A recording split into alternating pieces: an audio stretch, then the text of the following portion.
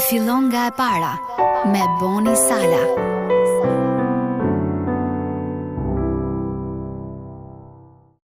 Sepse mesazhi i kryqit është marrëzi për ata që humbin, por për ne që shpëtohemi është fuqia e Perëndis. Shkrimtari Mark Twain dikur tha: disa njerëz shqetësohen nga gjërat që nuk i kuptojnë në Bibël. Gjërat që më shqetësojnë mua janë gjërat që i kuptoj.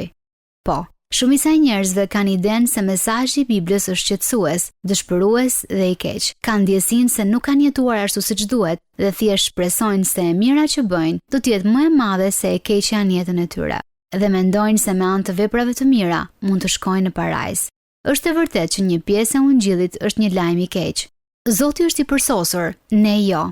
Një Zot i përsosur kërkon shenjtë të ri dhe ne e dimë se nuk jemi të shenjtë. Por ungjilli është ky, shpjegon Tim Keller.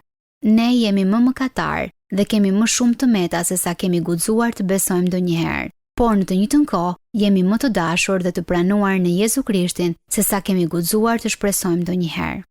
E dëgjuat? Jeni të dashur dhe të pranuar. Ky është mesazhi i Biblës. Është një mesazh që mund të jetë i vështirë për të kuptuar. Një Zot që lejon birin e tij të përsosur të vuajë për mos shenjtërinë tonë.